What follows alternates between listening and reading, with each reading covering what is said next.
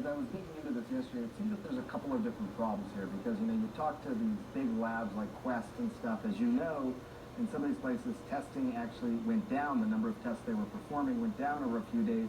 Could have been the holiday weekend. But they say in many places there's not a backlog of tests. They're just not testing as much because they haven't had as many requests for tests. In some places there have been backlogs.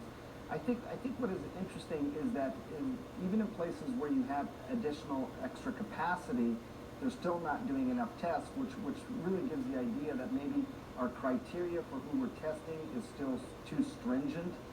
There's places where, unless you have symptoms, you can't get tested.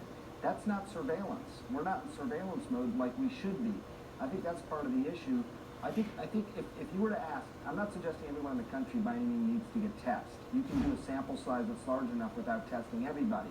But right now, there's many places where people, if they said today, right now, I want to get tested today, I want to get my results back today, could I do it?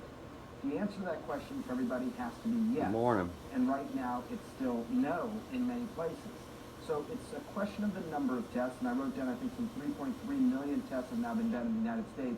We need to be doing around 750,000 to a million a day, roughly, according to some of these calculations, for a period of time. And we need to be able to apply that uniformly across the country. So numbers, yes.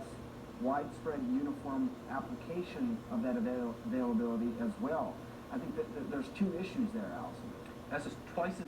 As I was digging into this yesterday, it seems that there's a couple of different problems here because, you talk to these big labs like Quest and stuff, as you know, in some of these places, testing actually went down. The number of tests they were performing went down over a few days. Could have been the holiday weekend. But they say in many places there's not a backlog of tests. They're just not testing as much because they haven't had as many requests for tests. In some places there have been backlogs.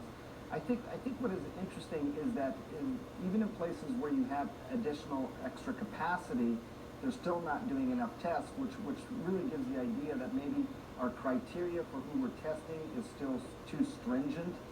There's places where, unless you have symptoms, you can't get tested. That's not surveillance. We're not in surveillance mode like we should be. I think that's part of the issue. I think if you were to ask, I'm not suggesting everyone in the country by any means needs to get tested. You can do a sample size that's large enough without testing everybody. But right now, there's many places where people, if they said today, right now, I want to get tested today, I want to get my results back today, could I do it? The answer to that question for everybody has to be yes. And right now, it's still no in many places. So it's a question of the number of tests, and I wrote down, I think, some 3.3 million tests have now been done in the United States. We need to be doing around 750,000 to a million a day, roughly, according to some of these calculations, for a period of time. And we need to be able to apply that uniformly across the country. So numbers, yes.